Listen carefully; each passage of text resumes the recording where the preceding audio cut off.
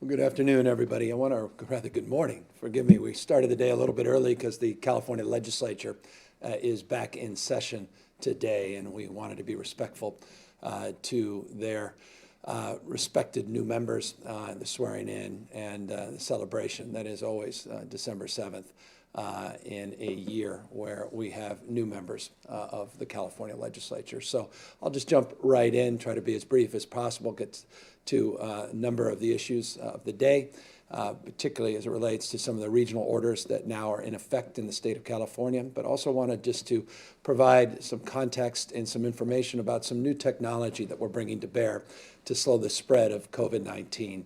There's been a lot of discussion around apps. There have been a lot of discussions about how technology can advance our efforts to notify individuals, mitigate the spread of COVID-19, and address this pandemic head on.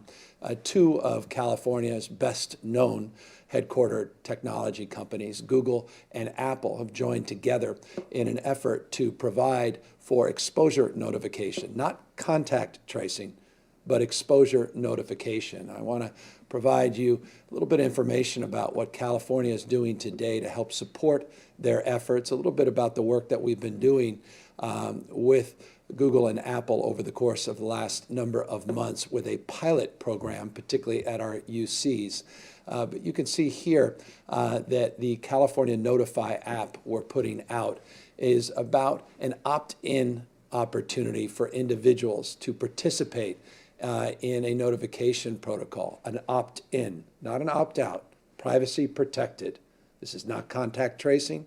This is notification technology. You can choose to participate in leveraging this technology to allow people that you have been in contact with or have been in contact with you to be notified of potential exposure related to the transmission of this disease. I remind you, it's 100% private, 100% secure, 100% voluntary. You opt in or you choose not to, and there is no tracking data, no location data that is shared as parcel of California Notify whatsoever. These are foundational principles. The reason I'm reinforcing them is because they're important.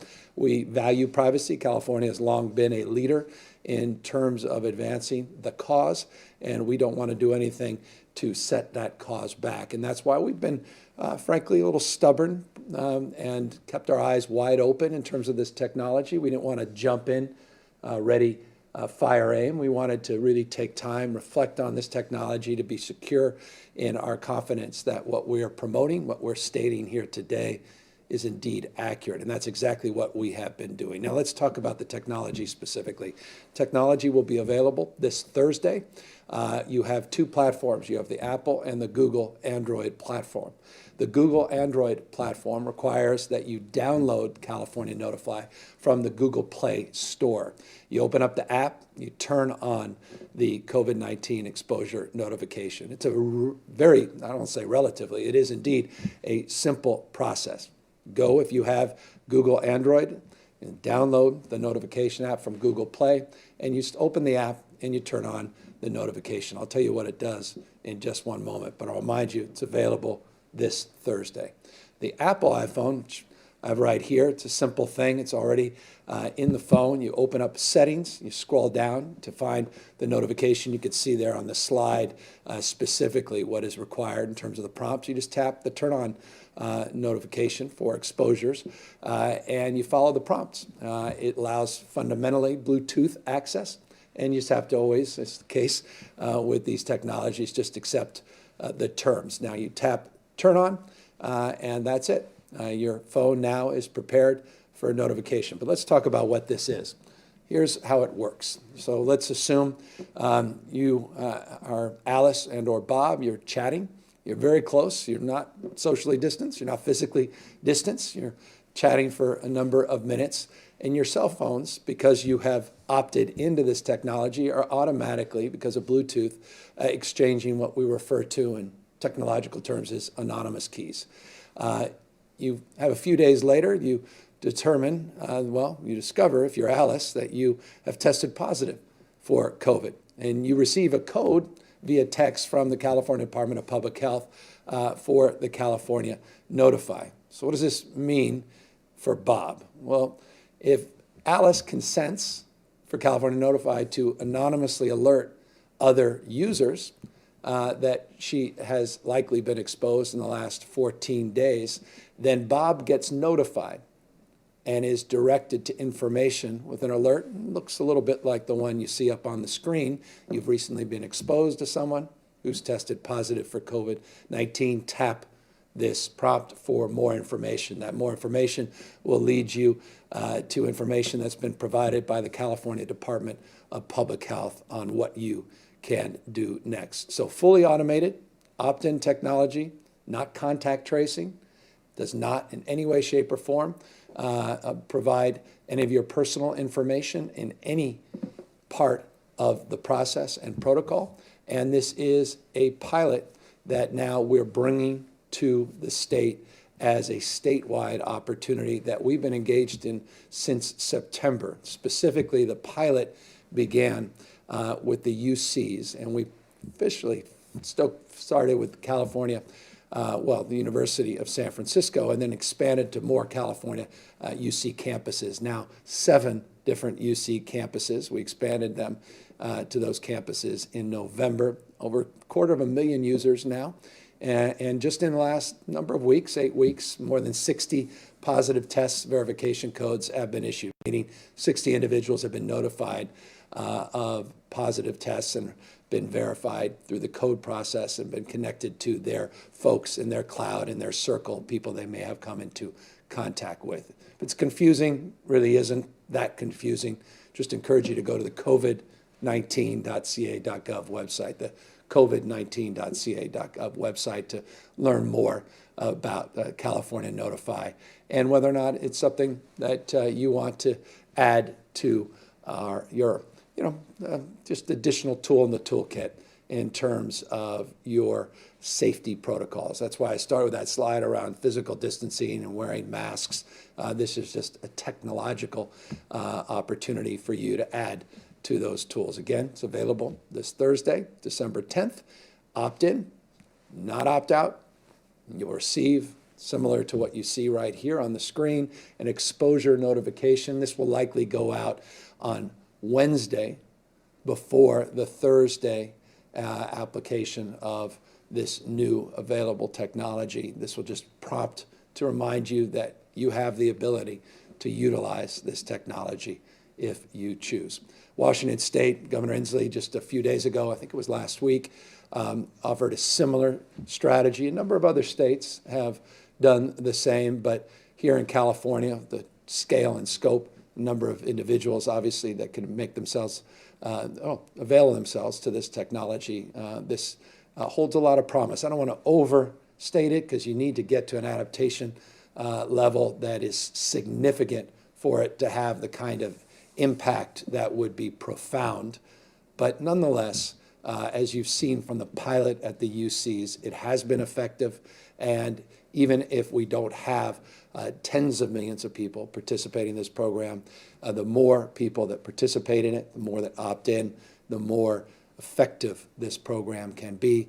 Again, another tool in our toolkit in terms of impacting the spread and transmission rate of this virus. Now let's talk about new case numbers. 24,735 is what we're reporting over the last 24-hour period. You can see the 7-day average now moving up just shy of 22,000 cases a day. This is substantially greater than what we have seen in the past. And just over the last 3 days, we've averaged roughly 25,000 cases. 7-day, just shy of 22,000 cases just in the last 72 hours, averaging about 25,000 new cases a day.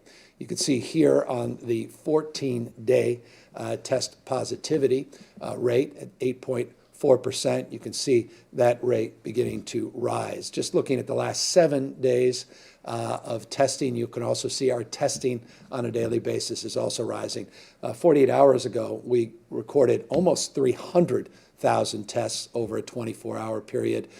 Testing now on a daily average over a 7-day, now just shy of 210,000 tests We want to get those numbers up. Over 25 million, getting close to 26 million tests have been conducted in the state. I think that's the highest number of any state in the country, but not on a per capita basis. And that's why those daily test numbers continue to need to grow. And that's why we committed ourselves to opening a state lab down in Southern California, which is very timely, particularly now that you're seeing what we experienced a number of months ago. We're starting to see testing backlogs now across the country start to increase in terms of time to test results, beginning to increase, number of days beginning to grow. We, of course, in anticipation of that, opened our own state lab. The goal is to get to 150,000 tests over a 24-hour period every day.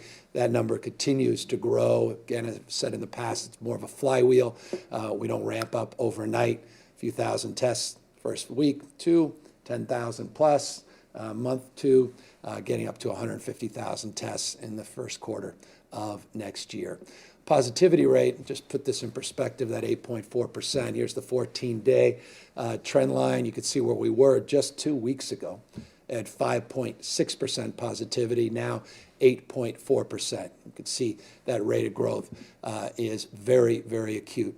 Decided to provide, here's a 30-day look back where we were just a month ago, 3.4% positivity. You may recall that 5%, sort of the magic number from a global perspective, where we want to see rates below 5% to create some semblance of stability. Of course, California, we want to see it below 1%. We want to see this virus eliminated. But nonetheless, we were at 3.4% just 30 days ago, and how quickly, and that's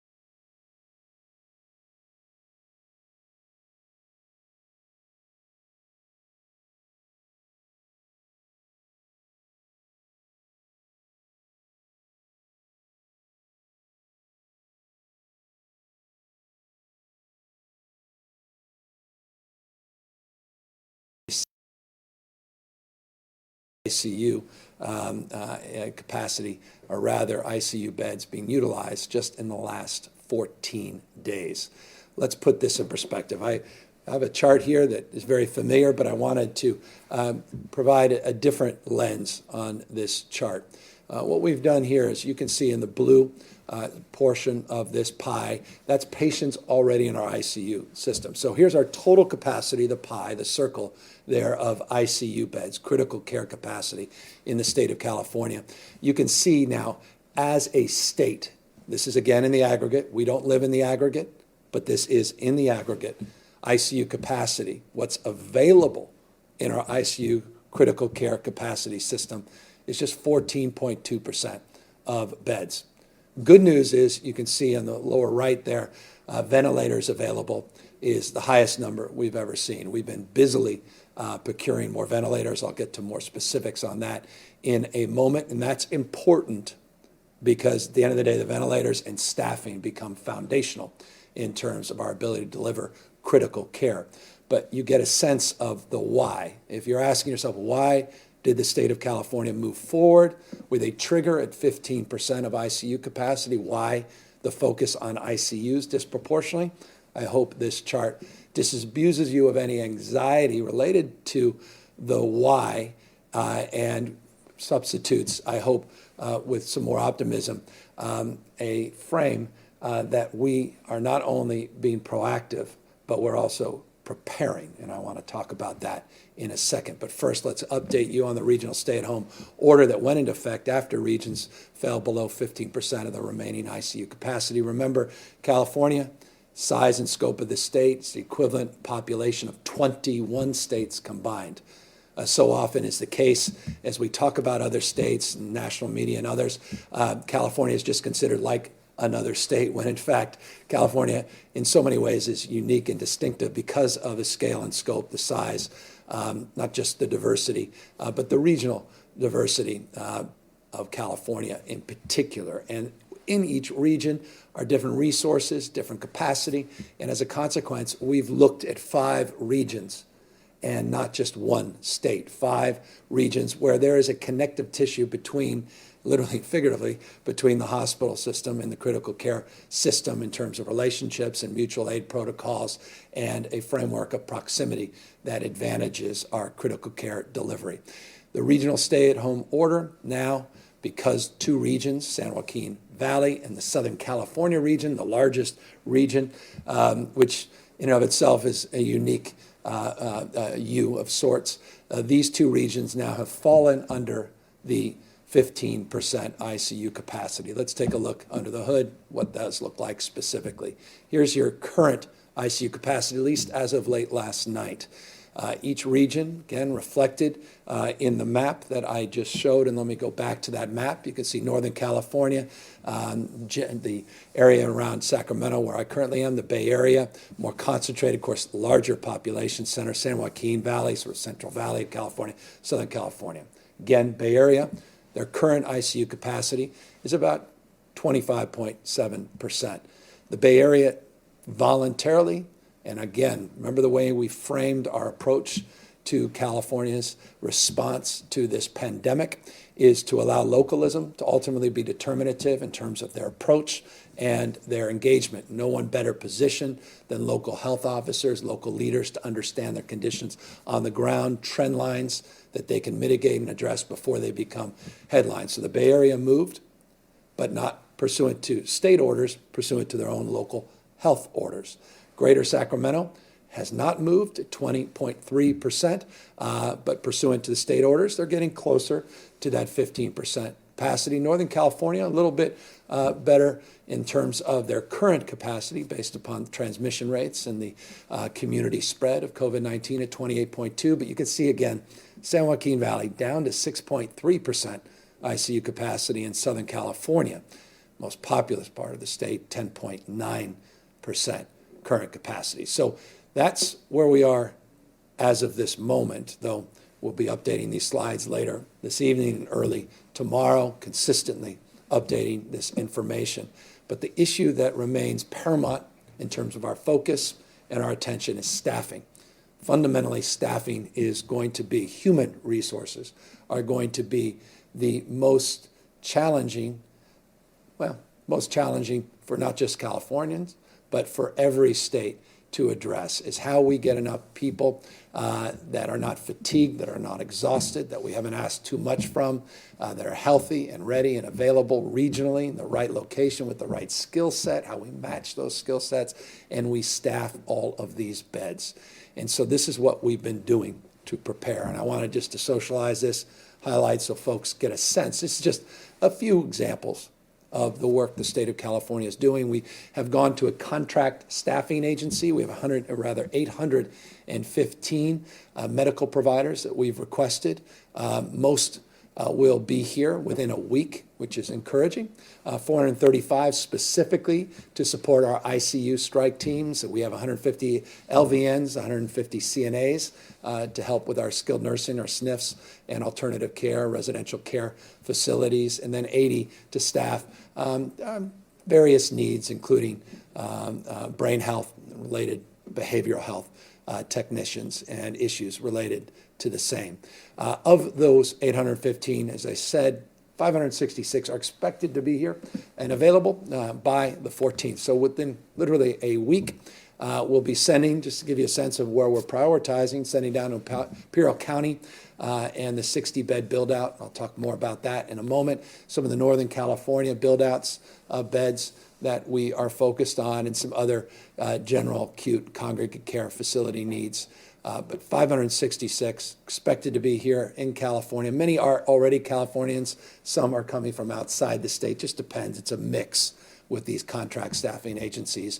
But we're confident in that 815 number, and the 566 we are very confident will be here within a week in helping support staffing some of these important critical facilities, both in response to and anticipation of an increased surge. As it relates to additional requests, just so folks know, I've had a number of people ask, have you requested of the federal government staffing? The answer is yes. 160 staff. We have requested also to support the ICU strike teams. Again, emphasis on our ICUs at the moment, though, again, more broadly, always preparing for beds, however one defines them, within our healthcare delivery system and outside. And again, we'll get to what we're doing outside the healthcare delivery system in a moment. 80 EMS providers to assist the healthcare delivery at alternative care sites, again, SNFs and acute care hospitals. These CalMat teams, which those of you who followed us for the last number of months are very familiar with CalMat, and these are these multidisciplinary staffs of doctors and nurses and experts and expertise that cross-pollinates, and these teams go out, strike teams together. They've been out there in Imperial County in the past. They've been out in the Central Valley in the past. These CalMat teams are extraordinary, and we have 90 folks that are already deployed currently in these CalMats. We'll continue to push for more personnel, more medical response, what we refer to as force in the language of Office of Emergency Services, to advance this cause. As well, we have limited term state staff, and this is just something you may see a little bit more. I wanted just to provide you a little information on this, just these 100 individuals that will be limited in their staffing time, infection control framework, clinical care, and the like. And so we're looking full-time, part-time, but strike teams, multidisciplinary, federal, state, local, private in terms of the contracting, but making sure that we avail ourselves to the broadest degree we possibly can to the human capital that's needed at this moment. There's also things we're doing as well that I thought I'd highlight, and we'll get to a few other topics here briefly, and we'll get to questions. But there's some interesting new protocols we've also put into effect, particularly in Imperial County, also in Riverside, which is experiencing some rather significant rates of growth. In fact, Riverside specifically had a 16.5% positivity rate on Saturday. San Bernardino feeling the pressure on ICU capacity. So what we're trying to do is decompress and provide opportunities to get people back at home with oxygen and paramedic support. That's the Home O2 program, and we have capacity to pull 100 patients out within the system, get them back home in Imperial, the same in Riverside and San Bernardino. Again, more sort of a creative approach as we've matured as we've understood more of the nuances of this disease, more effective treatments, modalities, take care of people and secure their health.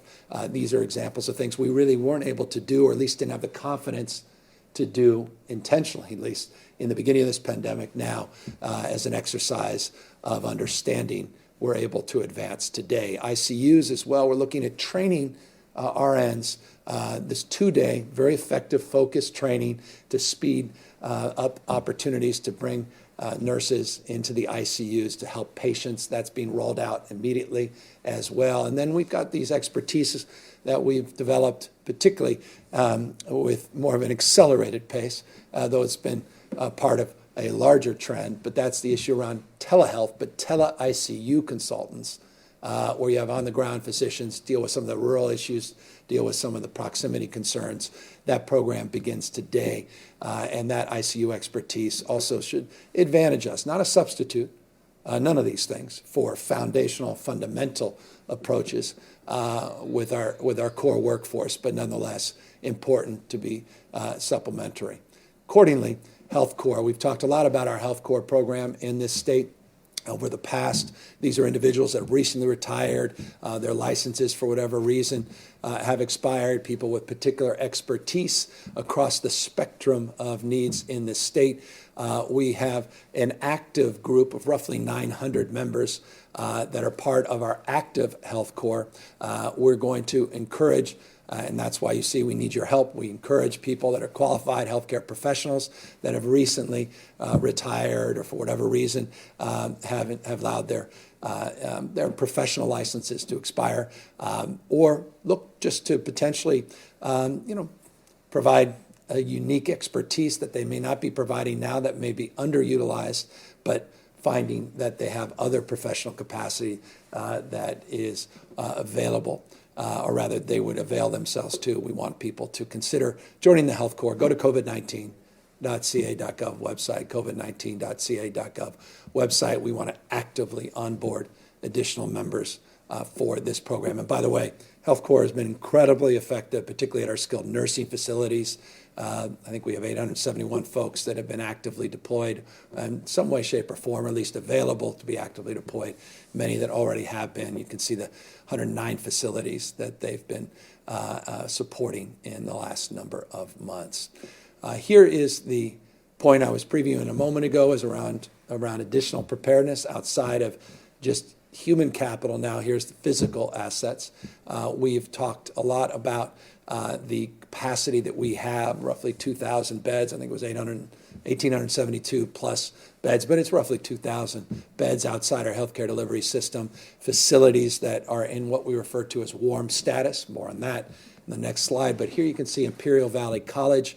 Down in Imperial Valley, we already have some patients in the beds, capacity to provide 100 beds in warm status down in Imperial Valley and Imperial County. Arco Arena, Sleep Train Arena up here in Sacramento, it's sort of a gateway to Northern California. It's not the immediate needs of Sacramento per se, but it's the proximity of this facility. It's a wonderful facility, has 224 beds in warm status. On the 9th, just in a couple of days, we're going to start to turn on the proverbial lights and get that facility prepared and up and running to the extent, again, that it's needed. So these are these pre-located areas that we feel that there may be some gaps in the future. Orange County, Tulare, Riverside, you can see Contra Costa, San Diego, even in San Francisco, this FMS, these field medical stations.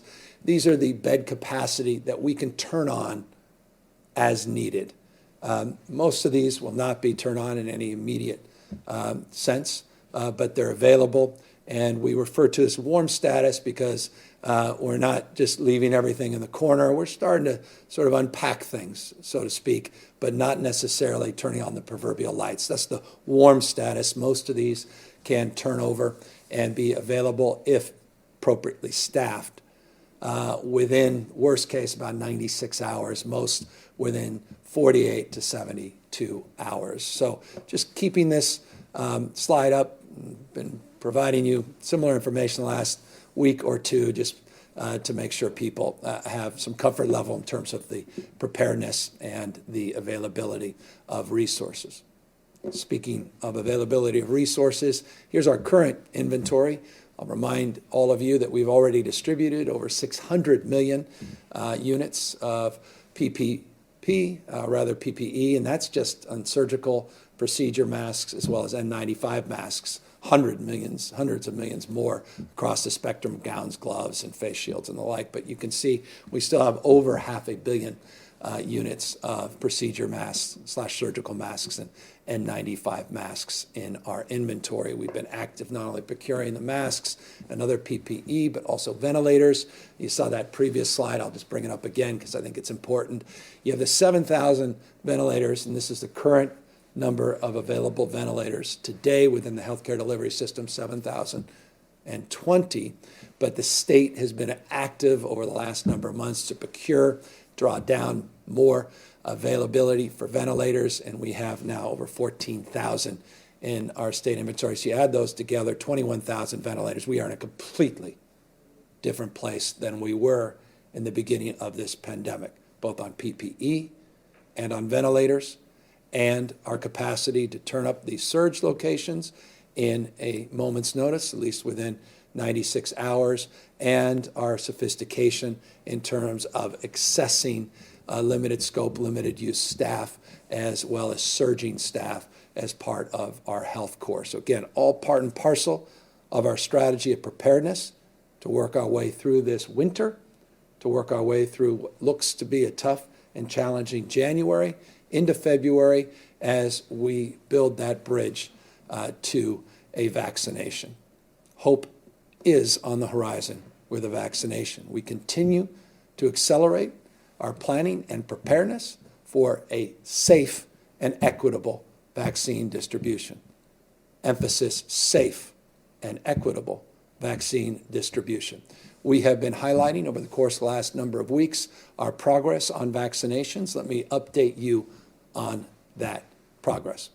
We again are working off a plan that assumes 327,000 doses that come from Pfizer directly will avail themselves as early as the 15th of this month. For planning purposes, we've had it around the 12th to the 15th, but for the purposes of this slide, we're saying roughly around mid-part of December.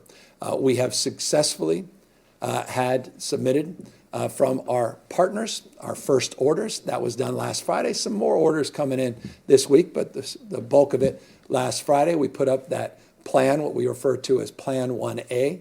And if you want to take a look at the vaccination plan, the details, the nuances, the prioritization, we focused on some slides last Friday that really laid out the subpopulations for prioritization. But go to that covid19.ca.gov website, covid19.ca.gov website to learn more about that. But that plan was submitted.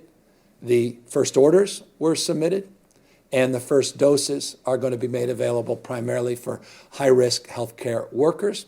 We have the plans at the facility in place for the actual distribution, not just of the what they refer to as, in the Pfizer lexicon, the pizza boxes that look like pizza boxes of the first tranche of vaccines, but how they can conduct and distribute those vaccines. Those plans are also in, not just the state plans, but locals and their partnership plans. Here is the next planning process, deadlines, dates, and a little illumination on potential availability of additional doses. So phase 1A has been completed. We have this Community Vaccine Advisory Committee working with our Distribution Advisory Committee. That phase 1A is complete. It's up to the website. Their next public meeting, and these are public meetings, we want you to take a look at these meetings open to the public on Wednesday. Encourage you to take a look. Go to that covid19.ca.gov website, learn about when these meetings are conducted. You get real-time information as quick and soon as much as any of us get. They've been doing a magnificent job, this advisory committee and our working groups. So that next meeting for the next phase, phase 1B allocation, so you can get a sense of where we're going, is on Wednesday. FDA approval of Pfizer vaccine, we expect this week, as early as the 10th. And we expect the Moderna FDA approval, at least the discussion around that, to occur a week or so later. So it gives you a sense of now the cadence of the vaccination. We're getting into December now, first week of December, and you're going to start, I expect, and I really believe this, you're going to start getting good news and numbers that continue to significantly increase over the weeks, not just months, in terms of the availability of vaccinations. Our planning assumption for the state, again, 327,000 doses. Our planning assumption for Pfizer's first distribution.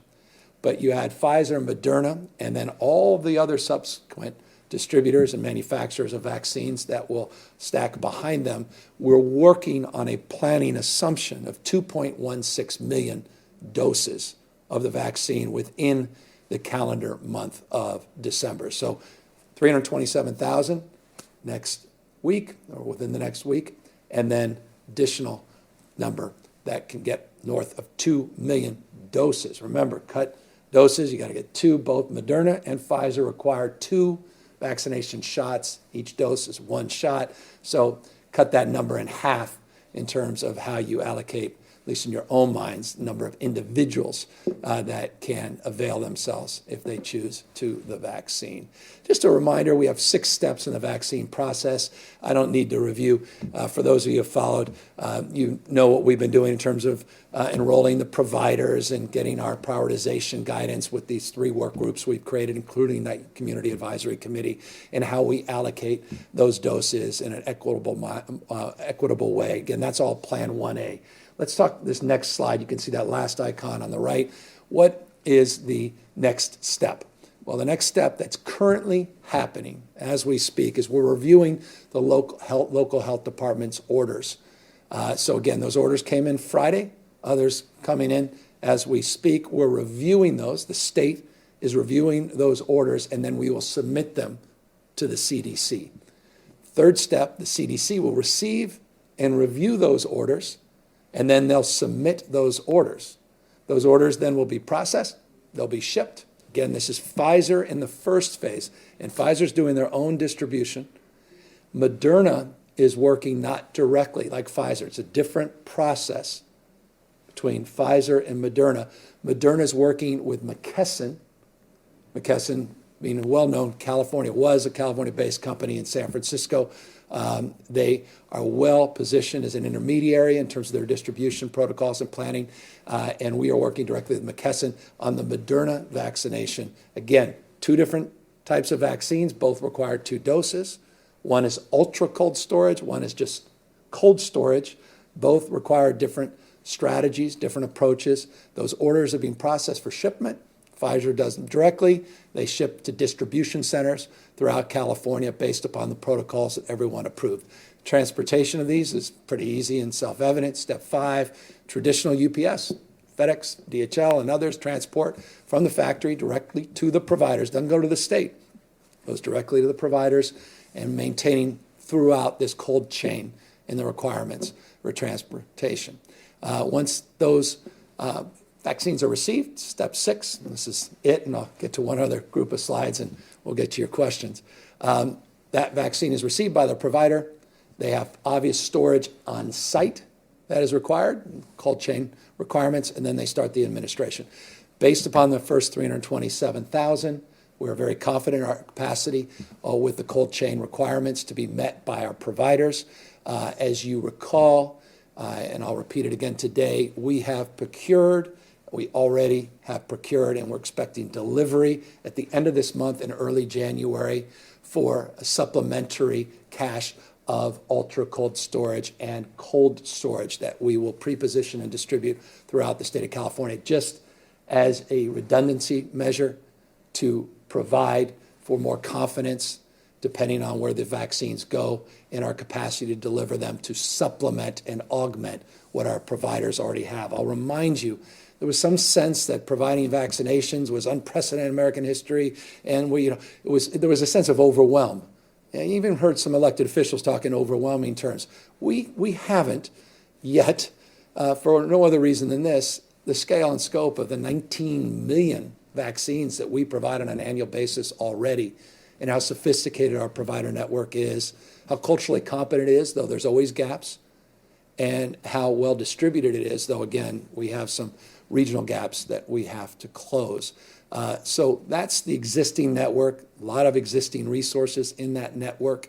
And so far, no one's naive. This is not going to be perfect. And I imagine the next headlines people will be running is, as we are administering vaccines, some actually pulled away from the cold chain requirements, and maybe some vaccines weren't being able to be utilized. All those things we have to work through. No one's naive about the application of this process, but so far it has been a very effective process because relationships are well established, and the supplementary work on equity through our community advisory committees and safety through our safety advisory committee, I hope gives people a little bit more confidence that we're going to do things right and address concerns going in. So that's an update, though I wanted to close just on vaccines with a photo so you can get a sense. These are we've shown in the past some of the Pfizer vaccine pallet shippers. Here are some that were purchased on the Moderna side. These are just the cold storage, not the ultra cold storage. Just someone asked me the other day, what do these units look like? And I said, well, I'll put it up on a slide in the presentation on Monday. There you have it. Just gives you a sense of what these look like. Not pizza boxes with Moderna. And forgive me for even bringing that up. I can go down a rabbit hole in terms of the distinctions and how these things are distributed. But they also are distinctions that are important in terms of how we handle them and how we can avoid waste to the extent possible in terms of that cold chain connection. That said, I wanted to connect more to the cause of education, and I wanted to update you on some of that work. Over $80 million in kind and direct supports for new public education campaign, over $80 million. You're going to start seeing these billboards. Over 1,000 of these billboards are going up. You may have seen some of these already. These are the new iconic ads that we are putting up. You can see this is an actual mock-up of 2 billboards that you physically will see, not just on a slide, but are about 6 feet apart. 6 feet apart. Keep your friends safer. And you can start to see we're trying to be a little more smash mouth, forgive the phrase, in terms of how we get your attention. So many billboards, so many advertising, and that's why we want to pull these physical bodies, these images out of the billboards themselves so people may pay a little bit more attention. So new public education campaign.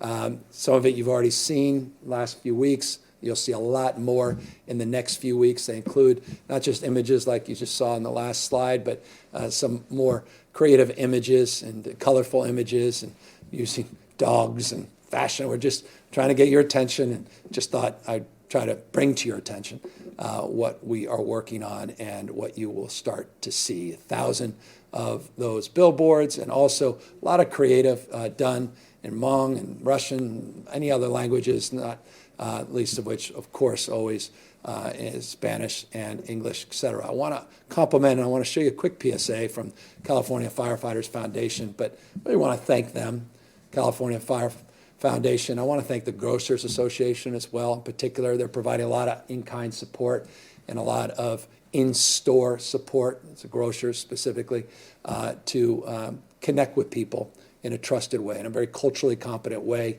And I hope you'll enjoy just a brief example of at least what the Firefighter Foundation put out in terms of a brand new PSA. Every day, we put our lives on the line. So many other workers are having to do the same. We can all do our part to protect each other. Wear a mask, wash your hands, and stay 6 feet apart. Join the fight. Slow the spread. And I say trusted messengers because no one more trusted than the heroic firefighters, our nurses, doctors, and you'll see others along that same vein. But I want to just thank our firefighters and just remind you, fire season into December, still battling fires down in Southern California. Thank to our state partners, both mutual aid partnerships, local level, but also just our incredible CAL FIRE team. Thank you to all the men and women at CAL FIRE for working so hard and extending that work into December as well. And of course, can never say enough about our nurses and doctors and frontline healthcare professionals, and we're going to be asking more from them than we ever have in the next 6 to 8 weeks. And with that, last slide, I wanted to introduce you to someone who's very familiar, at least in Northern California, Tomas Aragon, who is the new public health director now in the state of California, just announced, or I'm just announcing his ascendancy, I hope ascendancy. He's from City and County of San Francisco, well known to me and many others, my former role and capacity as mayor there, and health department that is an extraordinary health department, one of the most well-resourced, both financially and from a human capital perspective. And Tomas has been very active in the fight to eliminate this pandemic, to mitigate not just the spread of this virus, but to mitigate the number of deaths related to this virus, and has put out a lot of protocols that have been replicated all across the state. We're very, very enthusiastic to have him now on the team to continue to supplement our efforts as we move into this next and challenging phase. With that, of course, we're happy now to answer any questions. Amy Paxton, AP. Thank you for taking our question. We wanted to ask about the new technology that'll be available via smartphone. Many other states are using similar technology, but they have had relatively few people use it, and that limits how effective it can be. Why do you think this will be any more effective in California? What is the state going to do to make sure people download it, especially those who are resistant? And what's the plan to reach people who've been reluctant to comply with contact tracing? No, those are wonderful questions, and those are questions we've candidly been asking ourselves for a number of months. And that's why, as I noted in the beginning of this presentation, I wanted to advance a pilot. We advanced that pilot with our UCs. We advanced that pilot on a number of campuses as well. And we were very pleased with the results and the effectiveness. I showed you over 250,000 people participating in that pilot, went from 1 UC to 7 UCs. But here's why we think it's a little different here in California. I also noted, you're absolutely right in my initial remarks, that this is only as good as people's adaptation and utilization. Opting in, it's not an opt-out. You make the decision. It's not a contact tracing app. It's a notification app. If you choose to use it, we can leverage more and more utilization, which will make us more effective and more meaningful. And I think the answer to your question is this is California. Our adaptation, our innovative spirit, our willingness to be on the leading and cutting edge of new technology, adaptation, not just creation and discovery, and the fact that we have 2 California-based companies, Apple and Google, that are partnering with us and also will be promoting this app in the state, in their state, in the state of California, the largest state in the United States, I think gives us the capacity, with the experience we've had and the knowledge now we have of the effectiveness of these apps, that we can see some adaptation. But again, I'm very, very sober about the adoption rates, and I don't expect tens of millions of people, quite the contrary.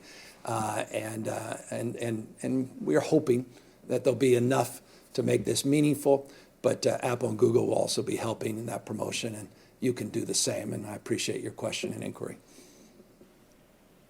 Jill Cohen, New York Times. Hi there. Thanks for your time, Governor. I wanted to ask, and maybe this is a question for Dr. Galley, if he's there, about the timing of these new stay-at-home orders, given everything we've learned since March. Was there discussion of putting in place a broader stay-at-home order, say before Thanksgiving instead of a curfew? Just can you give some sense of how those discussions went? And can you talk about how much you think gatherings during Thanksgiving is contributing to the surge now? Good. No, I appreciate it. And Dr. Galley is here, and he'll come up just in a moment. Look, I mean, the vast majority, overwhelming majority of Californians are now in this new stay-at-home order protocol. So let's disabuse ourselves that just because it's 3 out of 5 regions that somehow we are neglecting a significant number of individuals. We certainly have 2 other regions that are not in this order, but the vast majority, overwhelming majority of the population of the state is. Look, as it relates to the conversations we had, I can assure you we've had many conversations, and we've been gaming this out based upon the facts. The facts determined the when.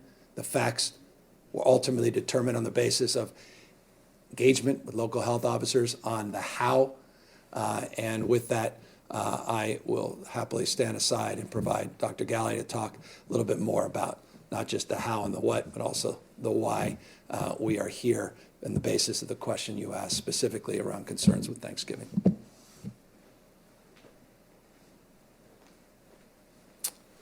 Thank you for the question, and thank you, Governor. Indeed, since the beginning, that very first stay-at-home order, we are constantly looking at the various actions, not just regionally, but statewide. And as we move through this current surge, we've been asking the question about what are the right actions, looking at the data, as the governor mentioned, throughout to determine what we would do.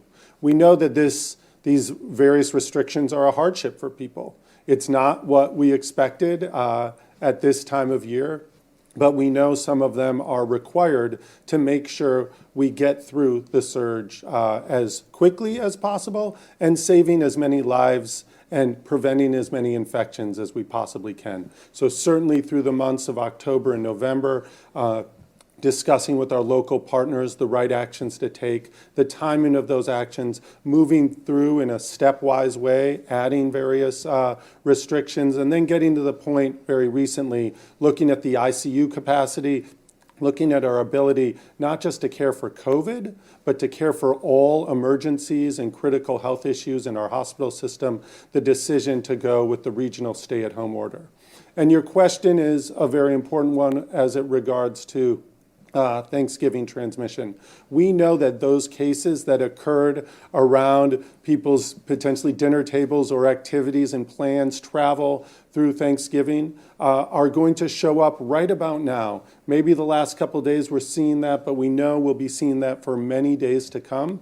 So not that this is just the beginning, but we believe that the levels of transmission that we've been reporting so far will likely continue to go up some because of those activities around Thanksgiving. So all of these are coming together, these actions, these signals in our data to cause us to do the regional stay-at-home order the way that we did. Thank you. Thank you. Next question. Angela Hart, Kaiser Health News. Thank you, Governor. I wanted to direct this to you, Governor, as well as Secretary Galley, if he wants to weigh in on the appointment of State Attorney General Javier Becerra to lead HHS potentially. I wanted to ask you specifically, you've got some big healthcare plans, some of which I think we'll be hearing about next month, but even next year and beyond, I wanted you to speak, Governor, about the healthcare plans that California has, the ambitions, and those that require federal approval and money. Reforming Medicaid, I'm thinking about homelessness. Some want to go even bigger on healthcare expansions. So what kind of healthcare chops do you think that the Attorney General Becerra brings to the federal level, and how can California potentially accomplish more with him at the helm potentially? Well, it's a game changer for us. The stale air of normalcy versus the fresh air of progress is how I would describe it in terms of a relationship with the federal government, with the new administration, and now with our own Attorney General ascending to this role. I had a wonderful conversation with the Attorney General about all of the above. Every inquiry you are making, we can assure you have been assessing, and we've been doing that previous to his announcement in hope and expectation that we would have a strong personal relationship with the new HHS secretary. But the fact that it's our own Javier Becerra is a game changer for the state of California on the 1115 waivers, on the 1332 waivers, on all of the issues related to CalAIM. And if I've lost most of you, it's for good reason, but probably not lost Angela on that, who's been following these things very, very closely. We're working on the budget as we speak this afternoon. Again, every day I've been working on preparing the new budget. I make this point over and over and over again. Government increasingly, local, state, and federal government is increasingly a healthcare budget. And so you can't have a serious budget conversation unless you're talking about healthcare. And we have had our eye, and you know well, on some big reforms and we have been looking for a great partner. And we have found a great administration and an even better than hoped for partner in our Attorney General. And so I am very enthusiastic about the pick. Couldn't be more pleased, not just for the Attorney General, but for this state and for our healthcare future as a state. And so we're going to hit the ground running. We're going to take advantage of this moment and these relationships, not unfairly. Everybody needs to be treated equally and fairly, but California is the largest state with more at stake in terms of these reforms. We want to make sure that we're right there in the beginning and doing everything we can to accelerate these reforms that you are well aware of, and moreover will be made more aware of in the coming months as I release the January budget in just a number of weeks. Kevin Yamamura, Politico.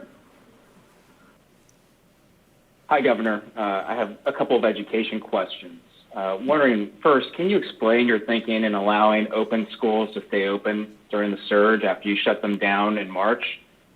And second, as we all know, you've emphasized equity as governor, but the pandemic has exacerbated school inequity with low-income families having some of the worst access to education. A lot of people are wondering why you haven't done more to intervene directly. Well, I don't know, I'll disabuse anyone of not intervening directly, and we provided $5.4 billion of equity support. And I just want to have the opportunity to repeat that. We took CARES Act money that could have been spent in any category, and we worked with the legislature to advance $5.4 billion focused on learning supports. The overwhelming majority of that was money that is set aside specifically for equity. In fact, you may recall there was some dispute with the legislature that didn't want to go as far as I did, in terms of that equity overlay. And we were stubborn about it, and we maintained a firmness, a focus, and we were able to work with the legislature to land where we had hoped. We provided 2 months of PPE.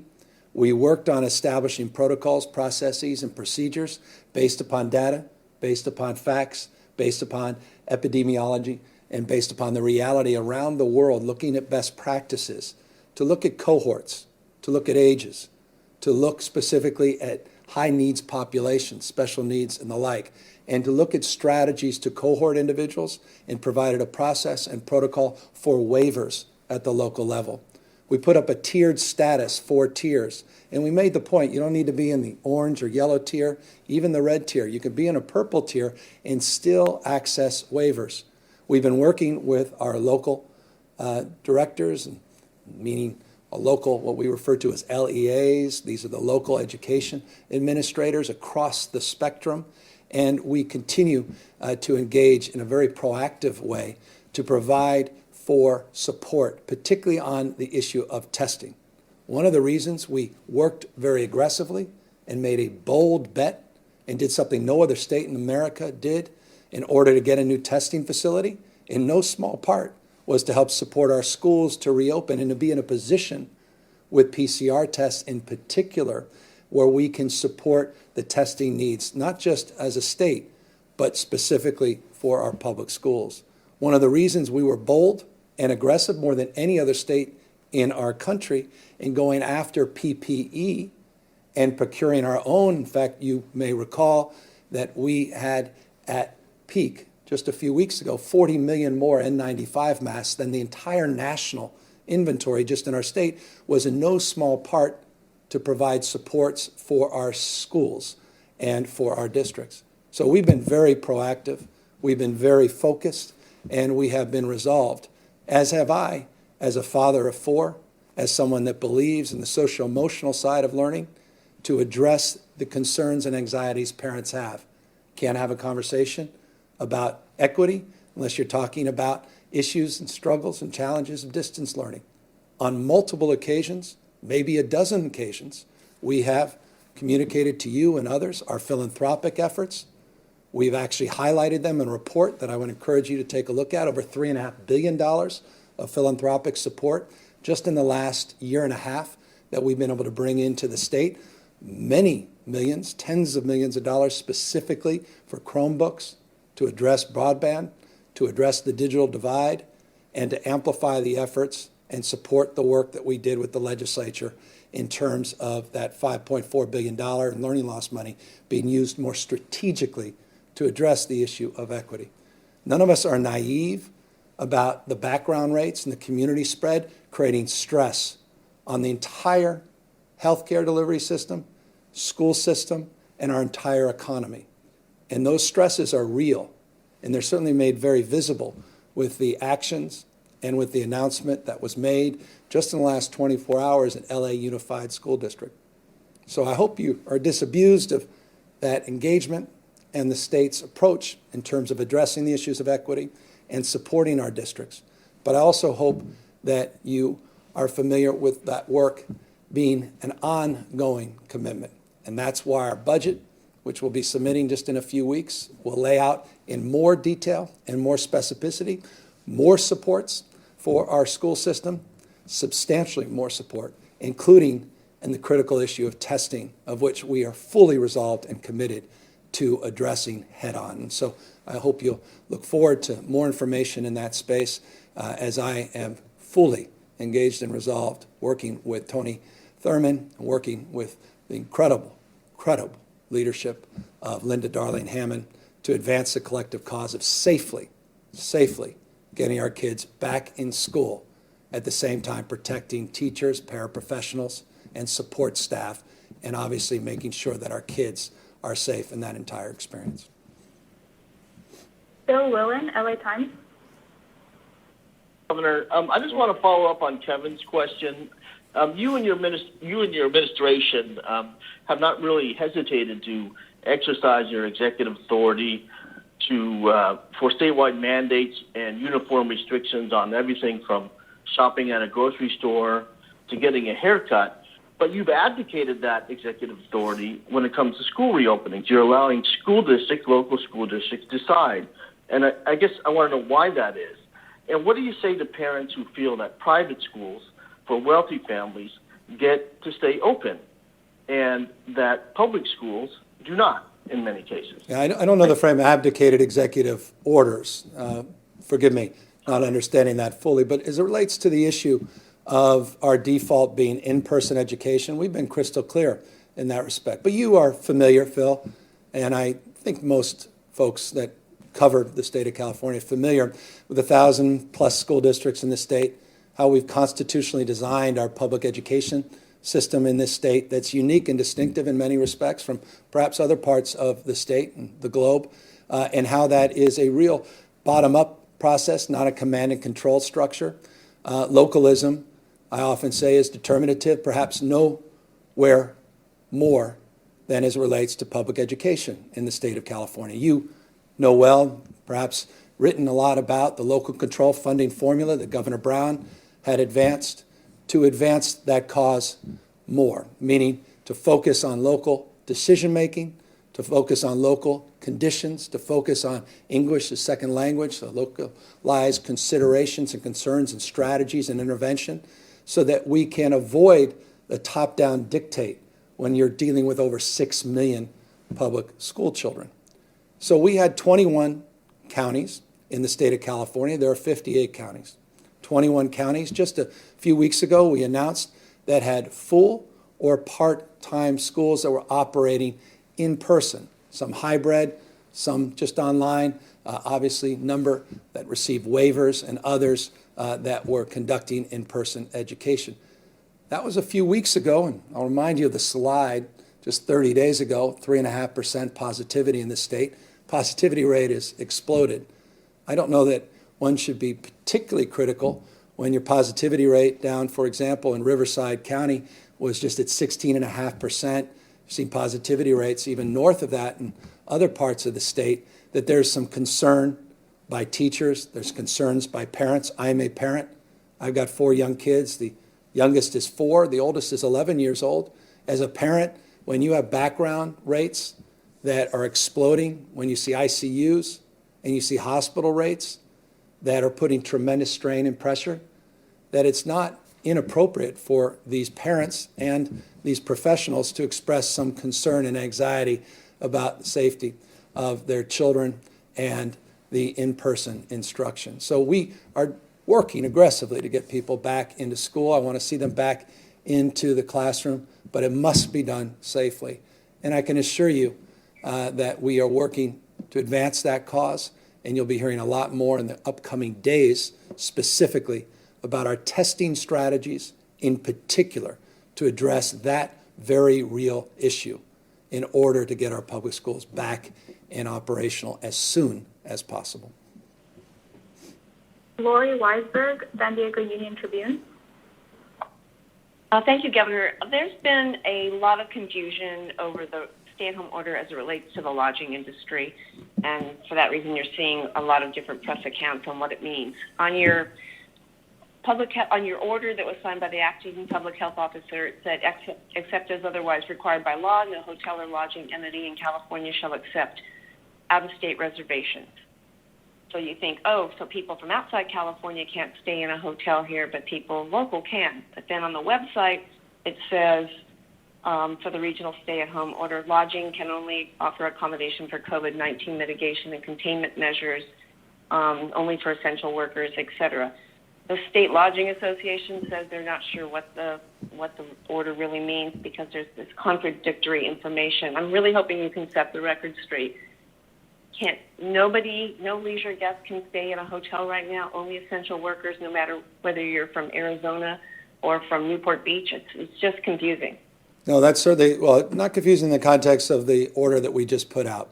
In these 5 regions in the state, if you fall below the 15% capacity, or you're in a region like the Bay Area, where again, we support local decision-making based on the conditions on the ground, where they're now into these new protocols. The protocols the state put out maintain that it's essential only. Lodging could be open for essential workers only, not for tourists, not for leisure, in those areas that have fallen into those categories. 3 specific regions now in the state, 2 regions that remain subject to pre-existing rules. That said, I'm happy to have Dr. Galley come up and he could perhaps amplify that a little bit more. And more importantly, because of the specificity of your question, you should expect my team to reach out directly to you and provide you more clarity so that you'll see that in more specific terms.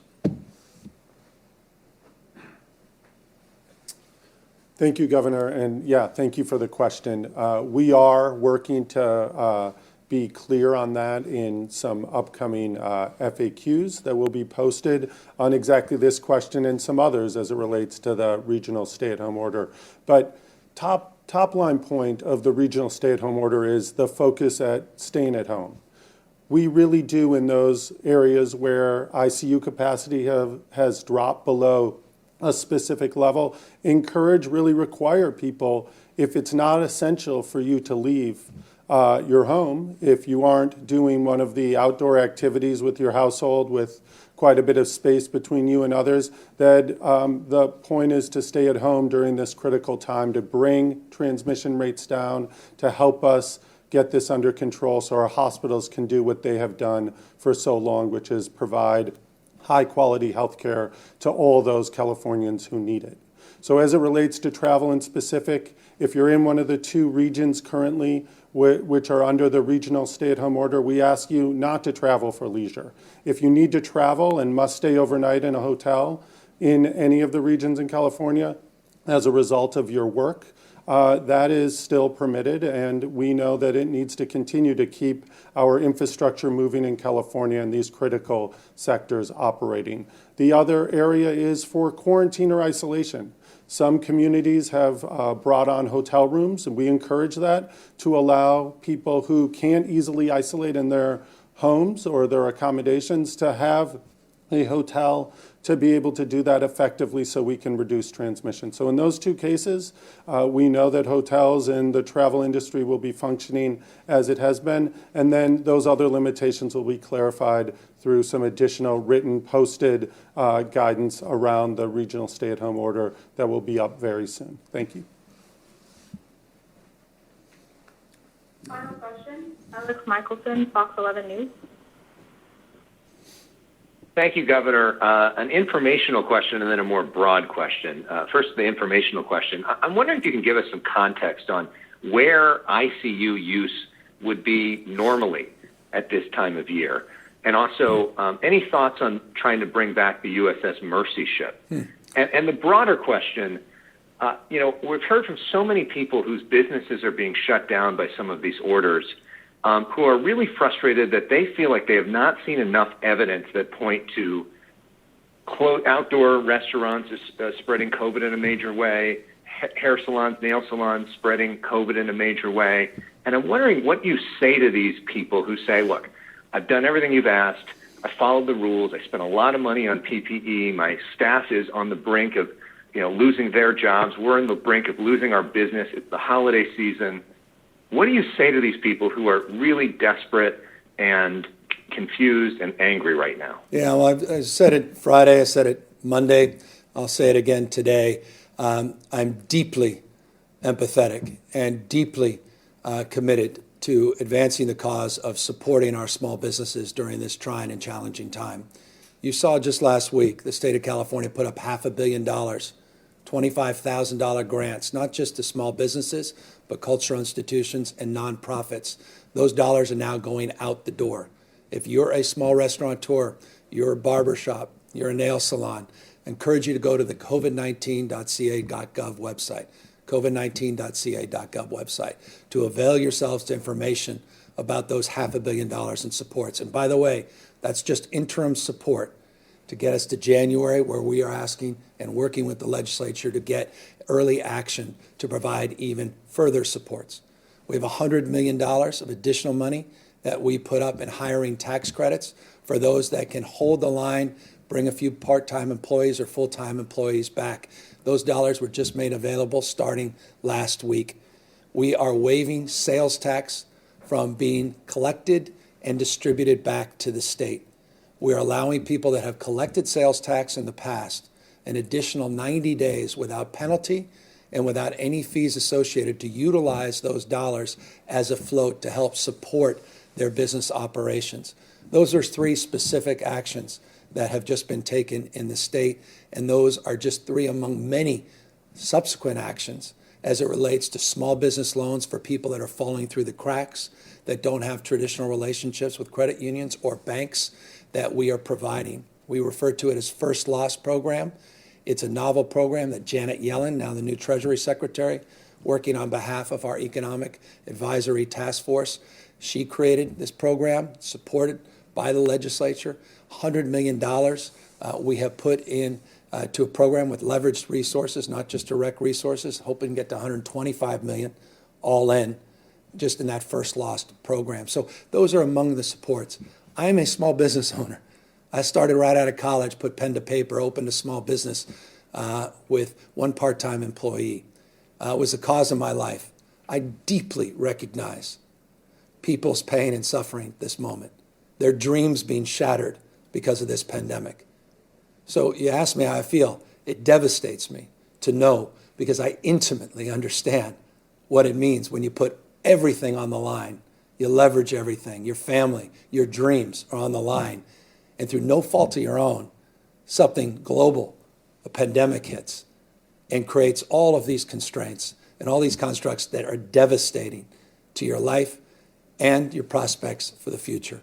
And so we need the federal government to recognize that and to reconcile the fact they are not doing their job to provide additional supports at the scale that's required at this moment by extending the PPP program, by extending small business loans and grants to help support folks in this time of need.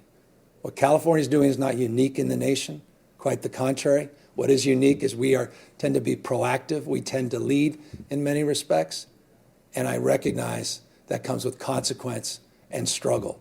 And all I'm asking folks is, know this is the third wave. We don't anticipate a fourth. Vaccines are on the way. Over 2.1 million doses of vaccine we anticipate to distribute by the end of this calendar month, millions more in January and February. We're going to come out the other side more resilient, more capable. We're going to provide more supports with the legislature on commercial evictions. We hope to do the same on rental evictions. We have a lot of work to do across the spectrum, including public schools, so people can go back to work, so people can have the support they need, and to get these kids educated and address the learning loss that's self-evident and profound. So forgive me for being long-winded, and I know, particularly Alex, for work you do, that's not anything you can use, but I hope you hear a congruence, because this is not an intellectual thing for me, as someone literally who's here because of my entrepreneurial background that got me engaged in local government initially, that led me to be on a commission, the parking commission in San Francisco, that led me to want to serve in a board of supervisor capacity and ultimately run for mayor. I have reverence, not just respect, reverence for small businesses, reverence for entrepreneurs. And it breaks my heart to see videos, breaks my heart to see reports, you and others, of people's lives being torn asunder because of this pandemic. And we're just simply trying to do our best. And I recognize it's never good enough. But we're not going to give up, and we're going to continue to do our best to provide more support during this very, very challenging time. As it relates to ICU capacity, let me ask Dr. Galley to answer that more specifically.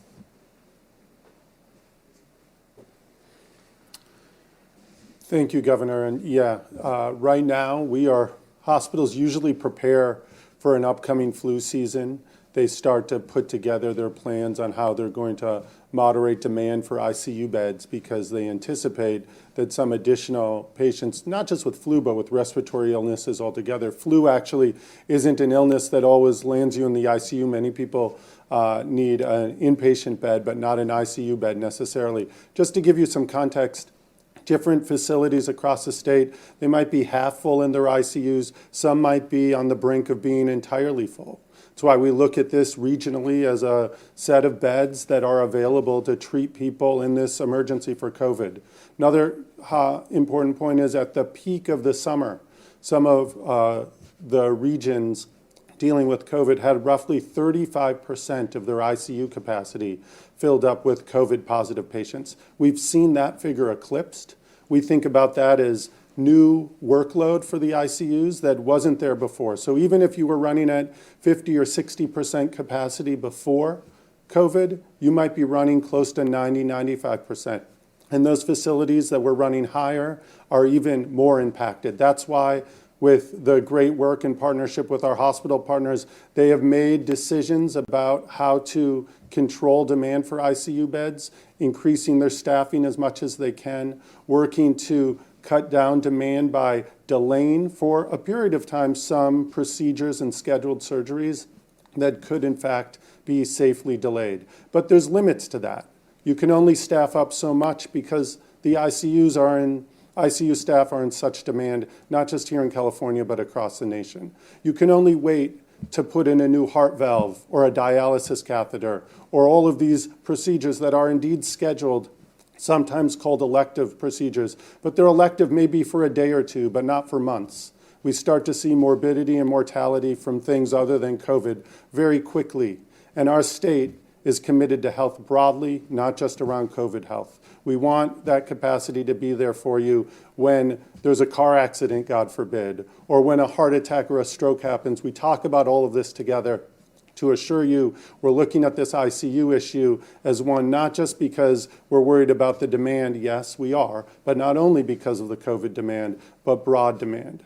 And the hope that the governor talked about with vaccines, indeed, that 2.16 million doses that we see coming in December, those are first doses. That is not to be cut in half. That is not to say we're going to give the first half out in the month of December and save the second half for January second doses.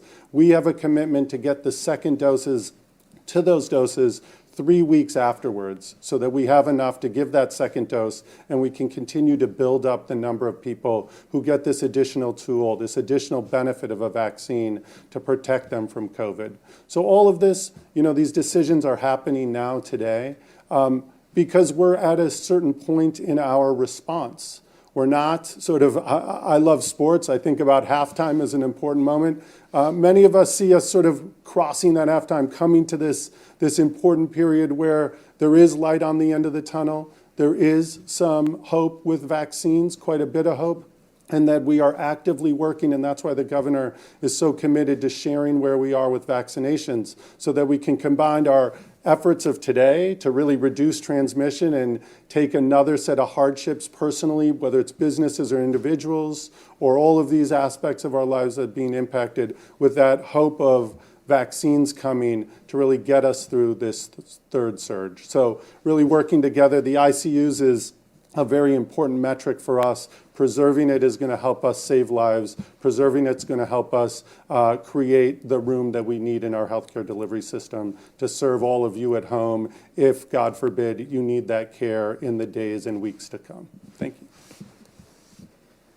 So a sprint, not a marathon, to a vaccine.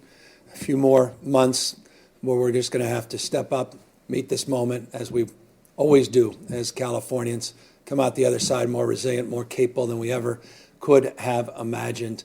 We are resolved to do that, and we're resolved to do our best to mitigate this spread of the transmission of this virus, eliminate or rather reduce to the extent are possible the deaths related to this pandemic, and do our best to help support our small businesses and our kids in terms of this very challenging and difficult moment. So with that, I want to thank everybody for the opportunity to update. We'll be providing more updates over the course of this next week. Encourage everybody that wants more information about any of the issues and ideas came out from the app itself, to more information about the vaccines and more information about testing, whatever it may be. We encourage you to go to the covid19.ca.gov website, covid19.ca.gov. Take care, everybody.